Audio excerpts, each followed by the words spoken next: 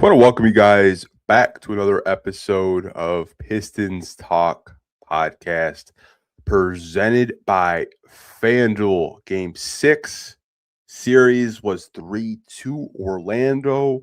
Do or die game tonight. We're going to get into this Pistons victory, how they won, how they came back after trailing as much as 24 points tonight in this post-game podcast. We'll be going over our quarter notes, box score, team stats, and then opening up the show to comments and questions like we usually do. Make sure to hit the like button on your way in. Really does help support the YouTube channel. If you are an audio listener, make sure you're giving us a good review if you do enjoy the podcast. If there's any feedback you'd like us to improve on, let us know. Always open to changes of making the product more enjoyable and listenable for each and every one of you guys that do support us on this channel. But let's get into our quarter notes, man. Holy crap, this game was just all over the place. So start the first quarter. Orlando punches first, bunch of energy. They're at home. They're hyped. They're trying to eliminate Detroit. We answer back after the first punch, after the first surge, and Jalen Duren was able to get going early. He was able to, score in the post, kind of just position himself and be in great position to score. We did miss a few free throws, and we were turning the ball over. That did kind of cost us some points early on in this first quarter, but we were able to get some productivity out of the bench unit when Cade Cunningham was resting, which kind of the way that JB was kind of monitoring his minutes, I was like, okay, Cade's actually sitting, and there's 6 minutes to go in the first. I think he's planning on having him out there the entire fourth quarter. So a little bit of strategic gamesmanship by JB Bickerstaff with Cade's minutes tonight. But the Pistons were able to have a 26-25 lead. That was the first quarter. The second quarter, I was like, what the hell happened? Paul Reed came in. Paul Reed had a big game. We'll talk about him, but he was substituted in for Javonte Green. And my biggest assumption why I thought JB did that was just because Goga Batadze was just killing us on the offensive glass. He was just so energetic in that second quarter, and Orlando was able to just keep putting on points. 18-2 run by them, and every time we were in a set on transition defensively, Orlando was just going to the basket, getting to the free throw line. They were kicking it out from threes. There was a possession where they just hit 3 threes in a row. Felt like our rotations were just kind of like a step slow in the second quarter, and Desmond Bane was feeling it, and they outscored the Pistons 35-12 in that second quarter. And the halftime score, you guys, was 60-38. So the Pistons are down 22 points after 2 quarters of play. Now, I like to scroll the timeline after each quarter, right? And the second quarter, my timeline is just like, man, we are going out sad. Like, we're not even fighting. Like, what are we doing? And to start the third quarter, they just decide, you know what? We're going to try to scrap and get back into this game. They open up the third quarter on a 16-2 run after trailing as much as 22 points. So they make it a 10-point game, and they were hitting their threes. They were getting into their half-court sets much early. The defensive rotations were way more crisp. You can hear them communicating out there, and they were able to corral defensive rebounds and not let Orlando crash the glass like they were within the first couple of quarters, especially in the second quarter. And it was just a thing where, like, Paul Reed played some really big minutes. Isaiah Stewart only played 8 minutes in this one. I think JB decided he just wanted to go with Paul Reed in this one to give him a different look, and it worked. And the Pistons were able to end the third on an 8-0 run. Magic were still up, though, 71-62, but you scrap back after being down 22 to make it a 9-point game. Heading into the fourth, the Pistons just punch the Magic in the mouth. They get it within 5 at the 11-minute mark. Felt like the game was 72-69 for like 5 minutes. It really wasn't. It just felt like that. NBA games feel way longer than they need to be sometimes, especially with the fouling, reviews, commercial breaks, all that stuff. But the Pistons were able to come back and tie it at 72. And then they end the fourth quarter on a 20-1 run led by Cade Cunningham and Tobias Harris. Cade did have 19 points in the fourth quarter, Mr. Fourth Quarter. But Orlando missed 23 straight field goals. They lost all confidence. They got very complacent, was just taking like really low percentage shots, and they didn't make any adjustments in the timeouts. And they shot 1 for 19 from the field.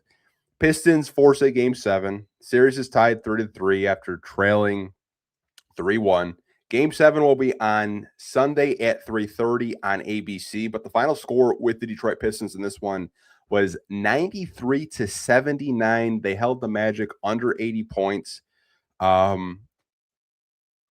Just a wild game. Like, to start the first, I'm like, okay, this is just going to be, a scrappy game back and forth. Magic have that huge surge in the second quarter, and I was like, are we just going to lay down? But the third and fourth quarter, man, perfect. Perfect the way that they were executing, perfect the way that they were grabbing rebounds, getting steals, getting deflections. Asar Thompson was everywhere. He had a huge block on Wendell Carter, man. I got so hyped for that block. Very next possession, I believe Cade hit a 3, then Duncan hit a 3 in the fourth. Like, it was just a roller coaster of emotions with this team. If you guys have been subscribed to my YouTube channel for quite some time, I call this team the Cardiac Kids, because they give me freaking chest pains all night with this team. And this was a 3.5 point game on FanDuel. Like, that was the spread. They thought this was going to be a fairly close game. I don't even think they could predict that the Magic were just going to completely just wet the bed and not be able to hit a shot. But hey, if you're a Piston fan, you're happy. You force a game 7 after trailing 3-1. We kind of look at the box score with this game tonight. We'll start with the starters like we usually do. Tobias Harris, in 38 minutes, dropped 22 points. He was 7 out of 20 from the field. 2 out of 7 from 3, 6 out of 9 from the free throw line, grabbed 10 big rebounds. Love to see it. It was a plus 14 and a plus minus. Duncan Robinson, back-to-back games where he's been in double figures. I told you guys last post-game podcast, if you can get double figures out of Duncan Robinson, you feel pretty great about that. 5 out of 11 from the field for him, 4 out of 9 from 3, 5 rebounds, 3 assists. Did have 2 turnovers, but he finished with a game high plus 24 in the plus minus. Seems like Duncan is starting to understand, when to shoot it, when to not. I feel like he's been very particular with the shots that he is taking. And I think it maybe took him a couple of games just to adjust to how the Magic are defending him. But he's a seasoned pro. He probably has the most playoff experience. I think he actually does have the most playoff experience of anyone on this Detroit Pistons roster this season. But really good to see him, hit those 4 threes, be productive out there. And, he picked up his 4th foul very early on in the third quarter, finished the game with 5 fouls. But it's really huge when you can get productivity out of Duncan Robinson. Jalen Duren in this one did have 8 points in 32 minutes. He was 4 to 6 from the field, had 9 rebounds, 1 assist, 2 turnovers. He was a plus 9. There were instances tonight where I was extremely frustrated with him. One play in particular is when he decided I'm just going to dribble the ball in the first half, and it was stolen. Defensively, still don't like the rotation. Seems like he's a step slow, but I will acknowledge he did grab some pretty big defensive rebounds in the fourth quarter and give him his kudos there. Just want to see a little bit more productivity out of him if we can in game 7. If not, looks like Tobias and Cade are going to be your number 1 and number 2 options. Cade Cunningham, 42 minutes, 32 points, 10 out of 23 from the field, 2 out of 4 from 3, 10 out of 12 from the free throw line. He had a double-double, 32 and 10, 10 rebounds, 3 assists, 4 turnovers, 4 steals, 1 block. He was a plus 7. The turnovers are 4. Like, you can kind of live with 3 to 4. It's better than 8 or 9. I still like to see him take a little bit better care of the basketball. There was 1 turnover where he just kind of mishandled it and was out of bounds. It was just Paolo Banchero in front of him. I don't know if he was just kind of like ahead of himself on that particular play. But, overall, really liked what I saw to Cade Cunningham, especially in the fourth quarter, dropping 19 points and really stepping up when his team needed him. Asar Thompson in 37 minutes, scored 4 points, had 10 big rebounds, 6 assists. Zero turnovers from him, one steal and four big blocks. He was a plus 22. Really liked his just defensive pressure, rotating, switching, protecting the rim, crashing the glass. He's been just so huge. I know 4 points isn't like anything to sneeze at, but it's just the rebounding, the passing, and the block shots. Especially the block shots with him. He's just such a kind of a Swiss Army knife in a sense of like being able to handle the ball, being able to rim protect, switch defensively. Really like what I'm seeing out of Asar Thompson these past two games. Let's go to the bench. B-Ball Paul, 11 minutes, 6 points, a big 11 minutes by Paul Reed. He was 2 out of 4 from the field, 6 big rebounds by him, 1 turnover, 3 blocks. Did a very good job of guarding Wendell Carter. He finished the game with a +7. Isaiah Stewart only played 8 minutes. I think JB just decided to roll with Paul Reed. I don't think there's any injury there because I know someone's probably going to ask that.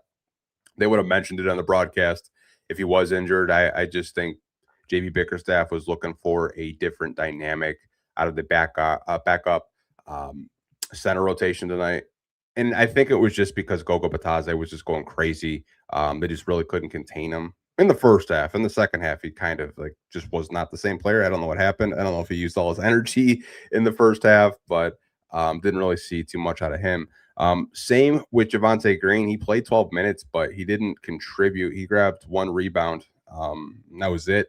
Karis LeVert only played 5 minutes, and he didn't contribute either. Danish Jenkins played 19 minutes. He led the whole bench with 19 minutes. He did have situations when he was sharing the backcourt with Cade. He had 7 points, 2 out of 7 from the field, 1 for 4 from 3, 1 rebound, 3 assists, 1 turnover. And then you guys can see the did not play coaches' decisions.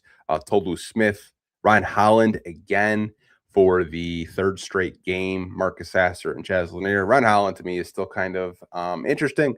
I don't know if JB is going to change his rotation for game 7. Really feel like during this series, like we could really use Ryan Holland's energy. But it kind of seems like he's rolling with Javonte Green. Maybe JB will actually just throw a curveball again and we'll see some Ryan Holland minutes because I think you do need productivity off the bench. If Javonte Green isn't scoring for you, you need something. Obviously, Ron did play a little bit in this series, but it was just a lot of foul trouble. I think he was just having a hard time defending without fouling. Maybe it's just kind of a learning lesson for him, but maybe JB will give him another chance. As we do look at the team stats, this was a game where both teams did struggle to shoot the ball. Pistons shot 40%, Magic shot 35%. Pistons shot 33% from 3. Magic finished the game with 25% from 3. In the first half, it looked like they were going to shoot 40% from 3. Like they were just hitting so many threes, but they just could not hit a shot. Free throws, the Pistons shot 77 to the Magic 76. Pistons got to the line 20 out of 26. That's what they finished with. Magic finished 16 out of 21. Pistons did win the rebounding battle by quite a lot, 52 to 38. They had 14 offensive rebounds, won that battle. Only allowed the Magic to have 8. Most of those were in the first half. Magic did out-assist the Pistons by 4, 20 to 16. They outstole them as well, 6 to 5. Pistons did have more blocks, 8 to 4. Turnovers were dead even at 11. And I think the Pistons did a much better job of taking care of the basketball. Like a lot of things that beat the Pistons early on in the series, rebounding and turnovers, not capitalizing on your free throws. I think they've done a much better job these past couple of games of not doing that as often. It's still an issue, but it's not as often. And the fouls, Pistons had 21 fouls. The Magic had 22. No technical fouls in this one, which always good to see. I want to see teams get technical fouls for like no reason, right? But overall, man, it was just a really fun, chaotic Detroit Pistons game. I feel like as Pistons fans, we're so used to just chaos. We're so used to just chaotic games. It's honestly crazy. But I do want to get into the Q&A because I do see a lot of you guys watching this post-game show, which I definitely love to see that after Detroit Pistons win. Jay Hart, Cavs choked. Man, wouldn't that be something if the Cavs got bounced after trading for James Harden by Toronto. Don't sleep on Toronto, by the way. Toronto's a very they're a good team. They're a very good team. But let's get in the Q&A. I see a bunch of you guys just dropping questions. Let me get rid of this banner right here so we can put the questions on the screen. I think you guys interact better when I do that. Anyways, so Marquez, what a comeback. Game 7. Here we come, Motor City. Yeah, Sunday, 3:30 ABC. I'm sure LCA will be packed out. And let's get our first home playoff series win, or I should say victory. Since 2008. Last time we did that was in 2008, and we're in 2026. So 18 years ago. It would be really cool if the Pistons could get out of the first round. I'm not guaranteeing anything just because we're going to be home, but it would be really cool to see the Pistons close out this game after trailing 3-1. It really would. It really would. I hope they can do it on Sunday. DJ Billy Bob, greatest comeback in NBA playoff history, down 24, and 19 was the record. Wow, just wow. Here I was going to complain about Paul Reed and Asar taking threes. Yeah, I mean, that was just, I feel like as Pistons fans, like, we get shocked when they come back down 20, but I feel like they've done it multiple times this season. Like, I feel like they've been down 15 to 20 points. They come out of halftime and they just erupt in the third quarter. Like they did it this series. I believe it was game 2. They had like a 30-point outburst in the third quarter. But they just have these like chaotic situations where they find themselves in a hole and they come back and win. And just you're like, well, where was that type of defensive pressure in the second quarter? And it frustrates you, but you're happy that you still win. But it's like, man, if you played that way for a full 48, like, be no contest. But yeah, man, it was such a fun game.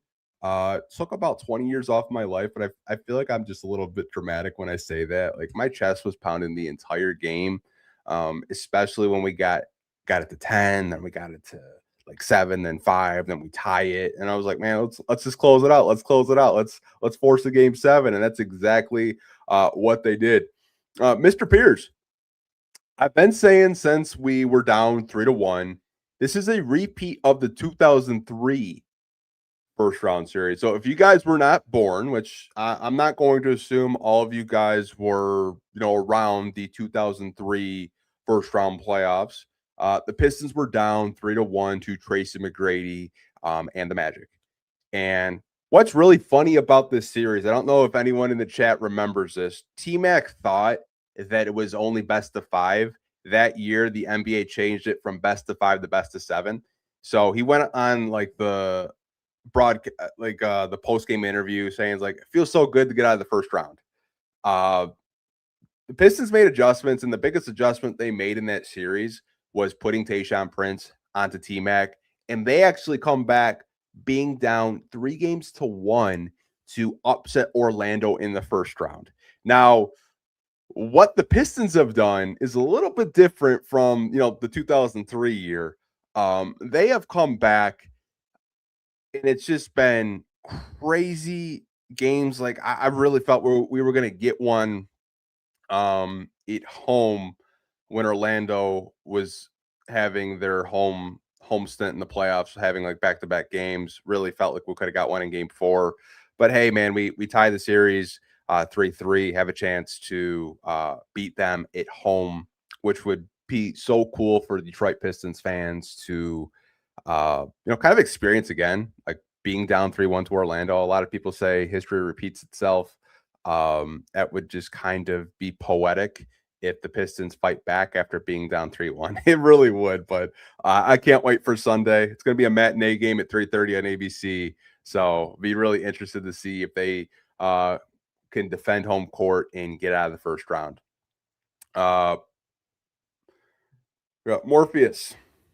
Tobias needs to be given respect. Second best player this whole series, 22 this game.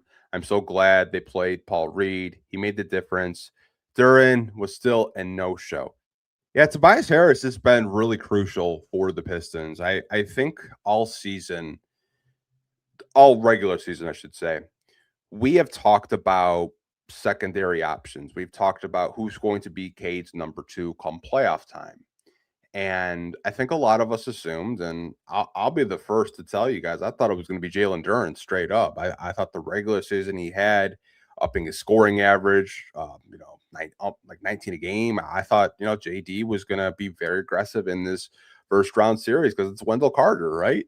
I didn't know that he was only going to average, less than 10 points a game this series. Tobias Harris has been the veteran that I think the organization knows that he is. Very consistent in what you get out of him. And he's been the Pistons' number two option. I mean, he attempted 20 shots tonight and made 7 of them, and he dropped 22. And I think what you guys can see is going forward, the Pistons still need to find that number two. Now, I expect them to be very aggressive this offseason.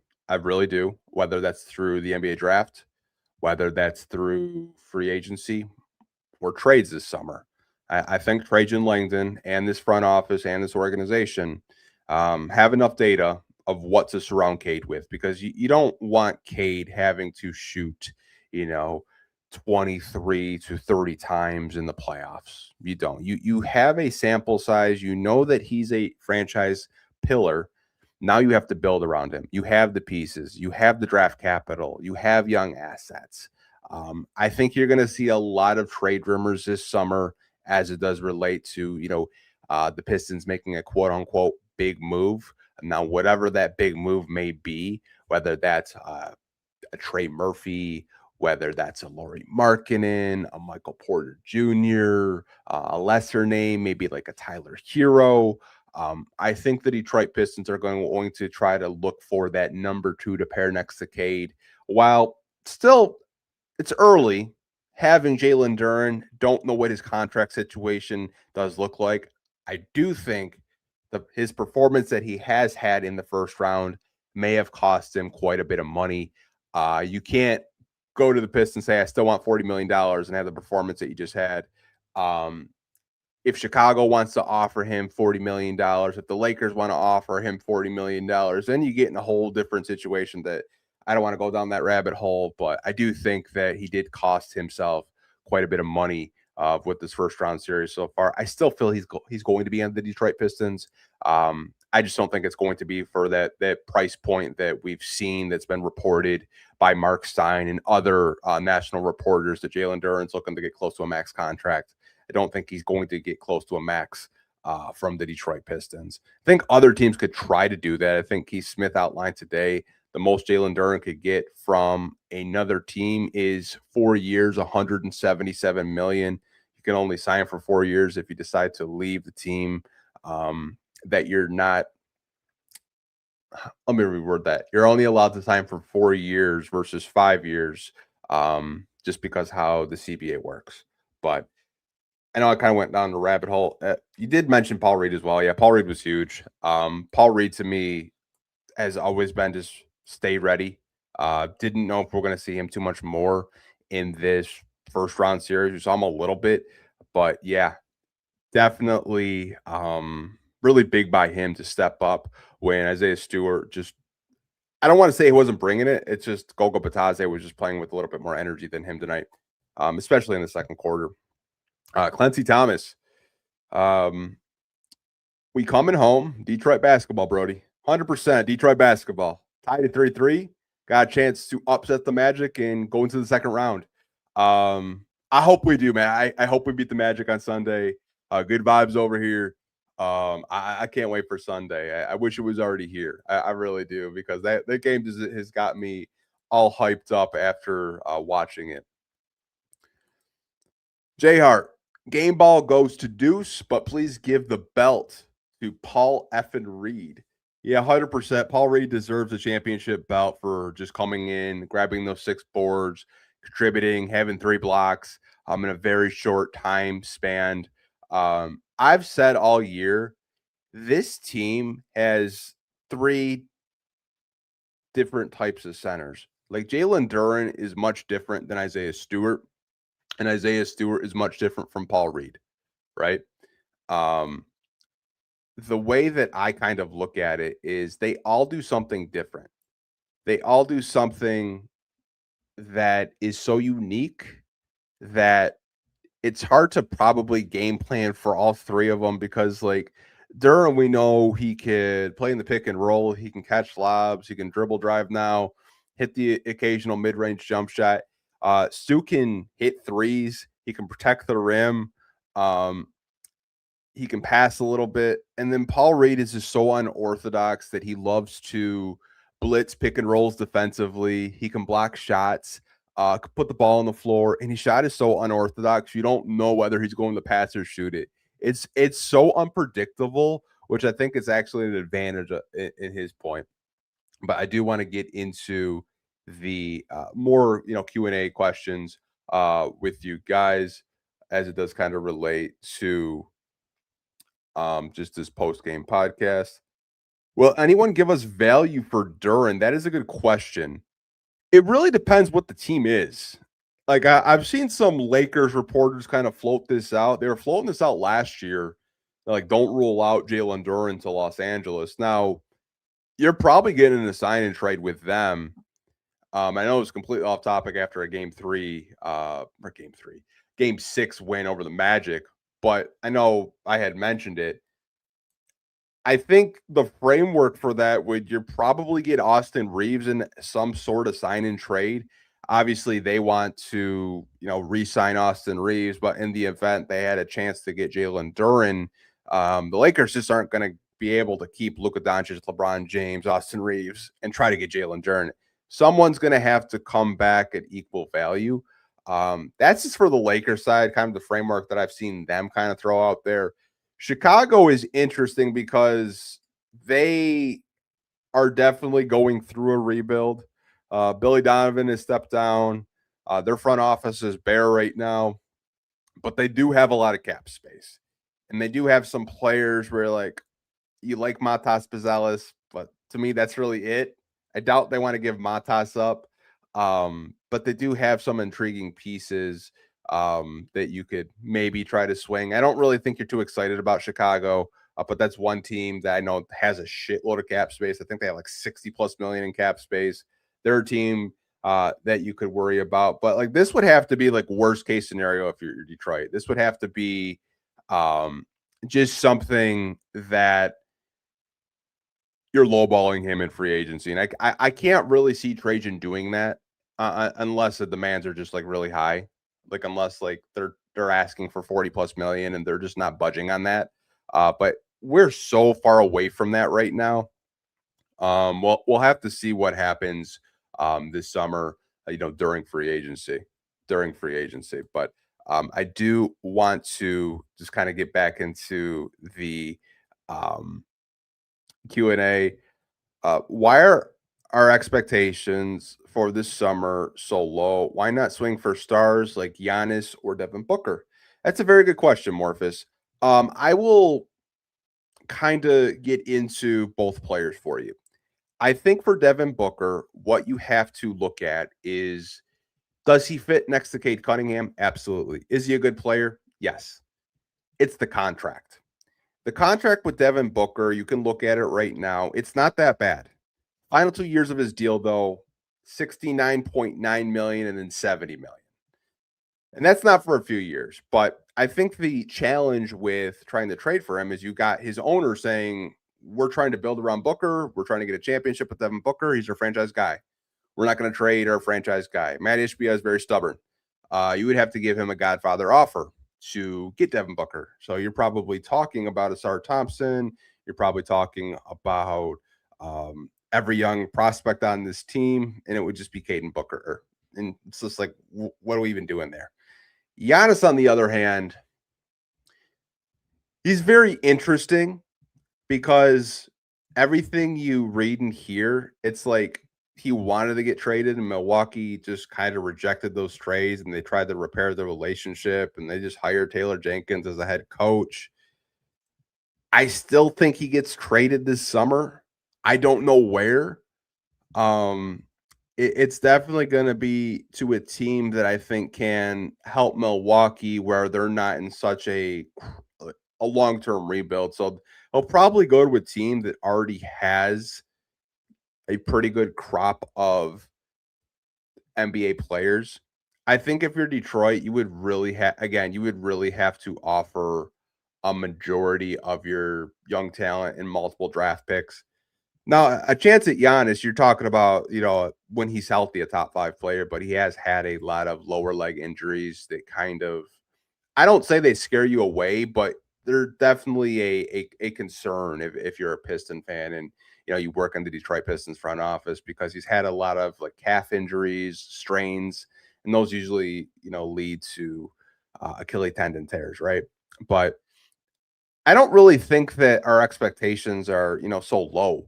I still think, like, when you talk about Detroit Pistons and you talk about like when they had championship teams, they've never really, outside of like trading for like Rasheed Wallace, um, they really haven't really like put their chips on the table for a star. And Rasheed at that time to me was still a star. Like, he was still one of the better power forwards in the game. I think that there are players out there that are like on a tier where if you give them more opportunity, they could be a star next to Cade Cunningham. We're not saying you have to pair him with like Anthony Edwards in the backcourt, but you can definitely get him a shooting guard that can put the ball on the floor, create his own shot, and be able to make his life a little bit easier. I think a lot of people just automatically assume it's going to be Trey Murphy just because there's been so much talk about that. But um, I do want to get into more questions. I do see Camille ask a question. What additions do you think specifically necessary? In my opinion, it's clear necessities are shooting guard, power forward, a bench guard if possible. I'd also consider a bench power forward like John Collins. I guess this is going to be an off-season podcast because you guys are just getting into it. I would say when you're looking at this roster right now, it does have flaws, and I think you're right on the nose with shooting guard. I think right now you do have Duncan Robinson, but also remember his contract is non-guaranteed for the last 2 years. It's not a full guaranteed contract, so the Pistons could decide to waive him and get off his money at any time if they want to, waive and stretch him. I think you're definitely going to have your ears on the ground if a starting shooting guard does become available. I just don't really know what type of caliber, starting shooting guard is out there right now, right? I think to me, power forward is a little bit higher on my wish list, just because I don't know what the future holds for Tobias Harris, Camille. Now, could he come back as a free agent? Sure, it's not going to be 26 million. I can tell you that. Um, and I just think that he likes to be here. I think he just likes playing for Detroit. Maybe he kind of has a Al Horford role where he's playing off the bench. A guard bench. I mean, I don't really know what they do with Marcus Sasser because his contract's going to spike up a little bit because his rookie contract's going to expire pretty soon. I don't really know what they do with him. I don't know what the long-term future plans are for Danish Jenkins because his contract is, I believe, non-guaranteed as well after the season is over, so the Pistons could cut him at any time. They've given themselves a lot of optionality and flexibility, but I think power forward to me would be higher on my wish list. I think starting shooting guard, they might just roll with a Duncan Robinson again next year and just kind of see like what happens. But I still think that they're going to keep their ears on the ground to upgrade the team like they always do. Like if an opportunity presents themselves where they can get better, and they feel like Trajan and the company feels like yo, we got to get this guy next to Cade, like let's do it. It's just so early in the offseason chatter talk. I think that we'll just have to wait and see what's out there. Michael says we can match any offer for Duran that another team does offer him in free agency. Yeah, 100%. He's a restricted free agent. I'm just not in the mindset that he's going to get what we've seen. Right? Not going to get that max, but yeah, the Pistons can match it since he is a restricted free agent. Patty Grimes, who would you want to see, Toronto or Cleveland? Let's get back in the playoff talk. That's a good question. So because I'm petty, I'd love to see Cleveland just because, like, from a storyline perspective, Patty, could you imagine JB Bickerstaff is playing Toronto or playing Cleveland and he sends them home in the second round? Oh, we got to get out of the first round still. But I'm just saying, like, from a storyline perspective, I think that would be so ironically funny. Toronto, on the other hand, is young, athletic, can crash the boards. We've beaten them this year. They've beaten us. I think any team in the second round presents different challenges. Cleveland, I just worry about the isolation scoring with Mitchell and Harden if they can get past Toronto. But like Michael says, I want us to focus on the Magic 100%. Like, the series isn't over. We still have to beat Orlando for Game 7 on Sunday. But so let's not project and look too far ahead. We still have to finish this game out. I do want to go into a couple more comments and questions with this. And could you see us going after someone like Kyrie Irving? That's a interesting name. I've seen it mentioned kind of casually from like guys at ESPN, and it's kind of picking up more traction. If he wasn't coming off such a serious injury, yes, I think it's such a risk, just because he's coming off the injury, but he's like the perfect type of archetype that you want to pair next to Cade.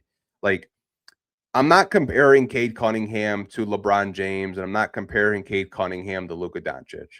But when you kind of look at where Kyrie has been throughout his career, he has really thrived with those forwards that can handle the rock a lot and distribute and then kind of play off of them.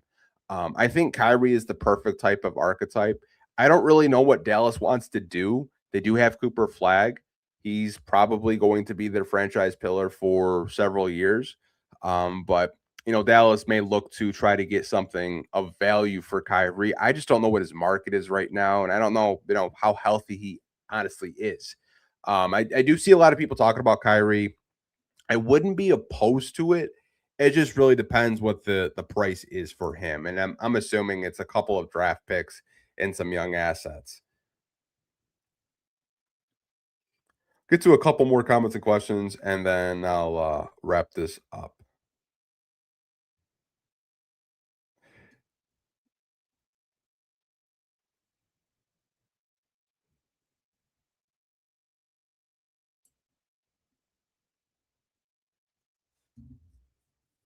So Raptors are a better matchup for the Pistons. Cavs too bigs will cause the Pistons trouble along with isolation scoring. I agree. I 100% agree. I just think the way that Cleveland is with Jared Allen and Evan Mobley, and then you have Donovan Mitchell and James Harden. That is a very tough matchup. Not to mention, like, Jalen Tyson. I know he gave Cade a lot of fits last time they did play. He's kind of an underrated radar guy, and they have 3-point snipers like Sam Merrill as well.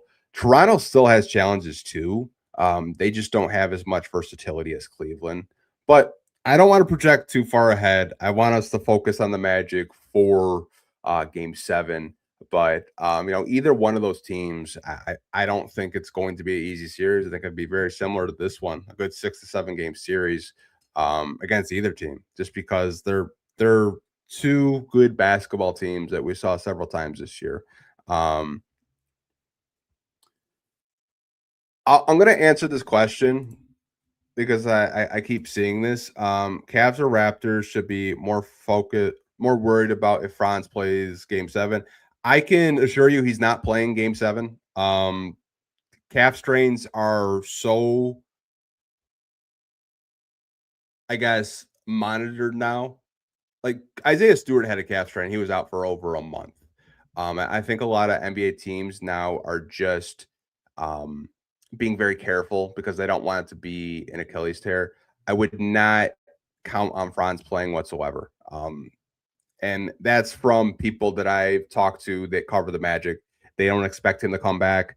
They're going to be very careful with what he does. But I want to wrap this podcast up, you guys. I do appreciate you guys watching after this Game 6 victory. Next game will be on Sunday at 3:30. We'll be doing a post-game podcast for that as well. I did not know you guys were going to go full off-season mode on me. It's kind of like Christmas when I say the Pistons are going to make a big trade because you guys will start typing a bunch of questions about like who should we go get. But that's what I love about you guys. You guys always keep me on my toes no matter what. With these post-game podcasts, but we will see you guys Sunday immediately after the Pistons play the Magic. Hopefully it is a first round series win by the Detroit Pistons. But until next time, you guys, take care. And as always, go Pistons. Peace.